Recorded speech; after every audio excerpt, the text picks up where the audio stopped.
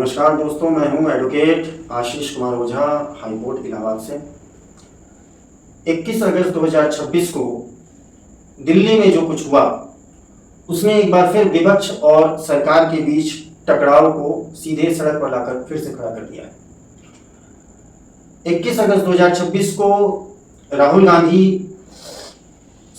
साहिल लोचक नाम के 19 वर्षीय विद्यार्थी जो कि दिल्ली यूनिवर्सिटी के स्कूल ऑफ ओपन लर्निंग के छात्र हैं और सोनीपत हरियाणा के रहने वाले हैं, पार्लियामेंट स्ट्रीट पुलिस स्टेशन पहुंचे और 8 घंटे तक एफआईआर दर्ज कराने के लिए उन्होंने धरना दिया। राहुल गांधी का साथ देने के लिए कांग्रेस लीडर्स भी आए और प्रियंका गांधी वाड्रा भी इस दौरान उनके साथ खड़ी हुई दिखाई दी।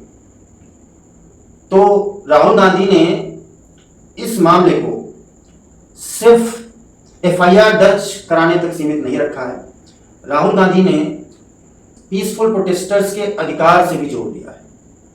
इसलिए यह मामला पीसफुल प्रोटेस्टर्स के अधिकार के साथ साथ पुलिस अकाउंटेबिलिटी पर भी सवाल खड़ा कर रहा है। और इसी दौरान एक बहुत ही अच्छी और बड़ी खबर यह भी सामने आई कि एपेक्स कोर्ट यानी सुप्रीम कोर्ट ऑफ इंडिया ने एक 5 सदस्यीय हाई पावर्ड इंक्वायरी कमेटी बनाई है, जिसके अध्यक्ष पूर्व जस्टिस सुभाष रेड्डी साहब हैं और यह पूरी कमेटी एक्सेसिव पुलिस एक्शंस की जांच करेगी कि ये जो पुलिसिया कार्रवाई हुई है ये कहां तक सही है और पुलिस ने जिस पावर का इस्तेमाल किया है वह कितना हद तक सही है। तो इन सब चीज़ों के बारे में वो हाई पावर्ड इंक्वायरी कमेटी जांच करेगी। और इसी बीच में 21 अगस्त 2026 को यह भी मामला सामने आया। तो पूरी कहानी को हम समझते हैं कि क्या कुछ हुआ। तो आप जानते हैं कि 20 जुलाई 2026 को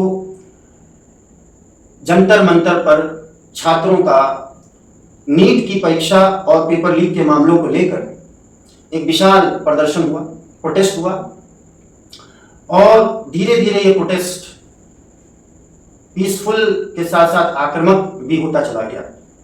क्योंकि कोई भी धरना पहले पीसफुल रहता है, लेकिन चूंकि सरकार जब मौन धारण कर लेती है और प्रदर्शनकारियों से प्रश्न नहीं पूछती, उनका समाधान नहीं करती, तो जाहिर सी बात है कि किसी का भी धैर्य टूट जाएगा और वो प्रदर्शन प्रोटेस्ट जो कि पीसफुल प्रोटेस्ट से शुरुआत होती है वो आक्रामक हो ही जाता है। तो इस आक्रामकता के दौरान पुलिस ने भी जो अपना बल प्रयोग किया है वो कहां तक सही है, क्योंकि पुलिस ने क्या नियमों का उल्लंघन करके पैलेट्स गन्स चलाए। 19 वर्षीय साहिल लोचक का दावा है कि उनको 200 छर्रे उनके शरीर पर लगे हैं और जगह जगह घाव का निशान है। वो वीडियो में सामने राहुल गांधी के सामने नजर भी आए और उन्होंने दिखाया अपने सारे घावों को। तो काफी ही जो है भयानक स्थिति दिख रही थी और उन्होंने ये भी दावा किया कि इस इंसिडेंट के बाद उनके आंखों की रोशनी में भी थोड़ी कम हो गई। तो अब हमें ये समझने की जरूरत है कि ये बात तो बिल्कुल सही है कि साहिल लोचक और उस साहिल लोचक जैसे अन्य छात्र भी पैलेट गन्स के शिकार हुए। तो ये पैलेट गन किसने चलाया, किसके आदेश पे चलाया, ये सारे सवाल खड़े होते हैं। और क्या पुलिस ने किसी नियम का उल्लंघन किया या पुलिस के किसी बड़े ऑफिशियल ने जो भी दिशा निर्देश पुलिस को दिया होगा क्या वह नियम विरुद्ध था। तो ये सारे सवाल इन्वेस्टिगेशन का प्रमुख हिस्सा है और इसमें रैपिड एक्शन फोर्स की डिप्लॉयमेंट भी हुई थी जब राहुल गांधी धरना प्रदर्शन कर रहे थे। लेकिन सवाल ये भी उठता है कि अगर राहुल गांधी, चूंकि साहिल लोचक ने 14 अगस्त को पुलिस को शिकायत दी थी लेकिन उस पर कोई कार्रवाई नहीं हो रही थी, तो राहुल गांधी 21 अगस्त को जाके धरना प्रदर्शन करते हैं और एफआईआर लिख दिया जाता है। ये बहुत बड़ी सफलता मिली साहिल लोचक को और जितने भी स्टूडेंट्स हैं जो घायल हैं उनके लिए एक रास्ता सामने आया कि उनको भी न्याय मांगने का अधिकार है और उन्हें भी न्याय मिलेगा। क्योंकि किस इस तरह के जब आंदोलन खड़े होते हैं तो अलग अलग तरह के नैरेटिव बनाए जाते हैं। कुछ लोग कहते हैं कि नहीं, प्रदर्शनकारी सही थे, उनकी मांग जायज थी, तो कुछ लोग कहते हैं नहीं, प्रदर्शनकारी जो थे वह किसी पॉलिटिकल एजेंडा को बढ़ा रहे थे और उसमें पॉलिटिकल इम्प्लांट हो रहे थे लोग। तो इस तरीके से वो डाइवर्ट भी करने का प्रयास करते हैं और कहते हैं कि ये पीसफुल प्रोटेस्ट नहीं था और ये जो है आक्रामक प्रोटेस्ट था। इस तरीके से कह के जो मुख्य मुद्दा होता है उसको लोग डाइवर्ट करने का प्रयास करते हैं। लेकिन चूंकि डेमोक्रेसी में पीसफुल प्रोटेस्ट करने का फंडामेंटल राइट वो सिटीजन्स के पास होता है, लेकिन अक्सर देखा जाता है कि जब भी हम प्रोटेस्ट करने जाते हैं तो सरकार पहले तो कोई उस पर रिस्पांस नहीं देती और जब धीरे जब मीडिया कवरेज होने लगता है और लोगों के बीच में ये बहुत ही बड़ा चर्चा का विषय बन जाता है, तब कहीं ना कहीं जाके सरकार को भी कदम उठाने पड़ते हैं और फिर पुलिस अपना कार्रवाई करती है। तो ये सब जो है अक्सर देखने को मिलता है।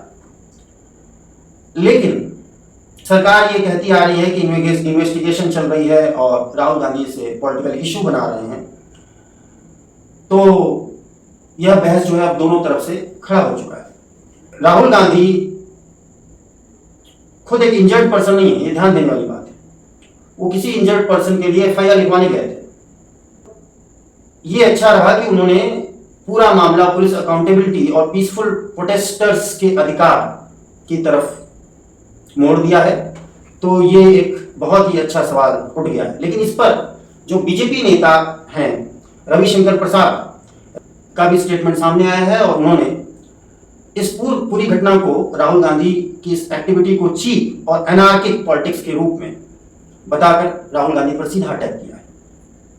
वहीं बीजेपी की तरफ से ये भी आर्गुमेंट आ रहे हैं कि मामला पहले इन्वेस्टिगेशन और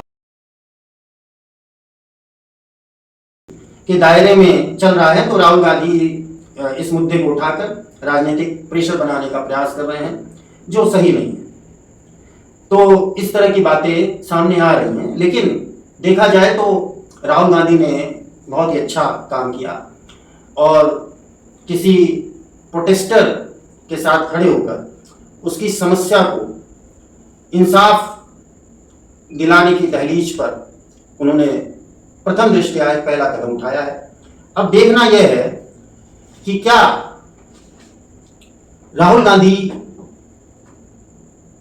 का ये जो प्रयास है, चूंकि एफआईआर दर्ज होने के बाद पुलिस इन्वेस्टिगेशन करती है, पुलिस चाहे तो सबूतों के अभाव में एफआईआर लगा सकती है और पुलिस के पास अगर पर्याप्त सबूत हैं तो पुलिस चार्जशीट भी लगा सकती है और उसे कोर्ट में पेश कर सकती है। तो क्या इन्वेस्टिगेशन पर कोई असर होगा या फेयर इन्वेस्टिगेशन होगी, ये आने वाले समय में देखने लायक एक बहुत ही अच्छा मामला हमारे सामने है जिस पर हम नजर रख सकते हैं। और राहुल गांधी से भी मेरा ये सवाल है कि क्या वास्तव में पुलिस एक्सेस हुआ, तो क्या कांग्रेस के पास इसके लिए पर्याप्त सबूत हैं, एविडेंस हैं, और क्या मेडिकल रिकॉर्ड्स सामने आएंगे, क्या सीसीटीवी फुटेज सामने आएगा, वीडियो की फॉरेंसिक एग्जामिनेशन होगी, क्या पुलिस डिप्लॉयमेंट रिकॉर्ड्स सामने आएंगे, एमिनेशन और वेपन रिकॉर्ड्स की जांच होगी, क्या इंडिपेंडेंट इन्वेस्टिगेशन होगी। ये सारे प्रश्न मैं इस YouTube चैनल के माध्यम से राहुल गांधी से भी करना चाहूंगा और उन्हें यह भी सुझाव देना चाहूंगा एक एडवोकेट के नाते कि वह इस दिशा में भी आगे बढ़ें कि फेयर इन्वेस्टिगेशन हो। और अगर, क्योंकि पुलिस ही इन्वेस्टिगेशन करेगी और कोई भी डिपार्टमेंट अपने ही डिपार्टमेंट के ऊपर कभी भी कोई सवाल उठाने का प्रयास नहीं करेगा। और हमारी सबसे बड़ी मजबूरी इस देश में ये है कि हमारे पास हर मामले के लिए सिर्फ एक ही इन्वेस्टिगेटिंग एजेंसी प्रमुख रूप से उपलब्ध है, पुलिस। चूंकि सवाल पुलिस पर सीधा सीधा उठ रहा है, क्या पुलिस ने नियम का उल्लंघन किया और पैलेट गन्स चलाने की कोई आवश्यकता थी, एक्सेसिव पावर का यूज किया, अत्यधिक बल का प्रयोग किया, क्या उसकी आवश्यकता थी और ये कहां तक सही है। तो चूंकि पुलिस ही इन्वेस्टिगेशन के दायरे में है, तो क्या पुलिस के अधिकारी अपने ही डिपार्टमेंट्स के अधिकारी और कर्मचारियों के ऊपर, पर्सनल के ऊपर क्या कोई एडवर्स कार्रवाई करने की हिम्मत जुटा पाएंगे? तो ये सारे प्रश्न बहुत ही ज़्यादा गंभीर हैं और सोचने के लिए पर्याप्त हैं, और इस पर एक जो है सही कदम उठाना चाहिए। राहुल गांधी को भी, सरकार को भी, और जो भी प्रोटेस्टर्स हैं उन्हें फिर से, अब चूंकि ये मामला एक दूसरे चरण पर आगे बढ़ा है, तो इस पर भी फिर से प्रोटेस्टर्स को एकजुट होकर पुलिस के एक्सेसिव पावर के खिलाफ खड़ा होना चाहिए। और चूंकि सुप्रीम कोर्ट ने HPEC high powered inquiry committee बनाई है, तो उसकी भी रिपोर्ट आना बाकी है। तो अब हम आने वाले समय में देखेंगे कि पूरे मामले पर क्या कुछ कार्रवाई होती है और पूरे मामले का राजनीतिक पहलू पर क्या असर पड़ता है। धन्यवाद, नमस्कार। आपका कोई भी प्रश्न हो तो आप बेझिझक मुझसे जुड़कर पूछ सकते हैं और अपनी राय रख सकते हैं। धन्यवाद, नमस्कार।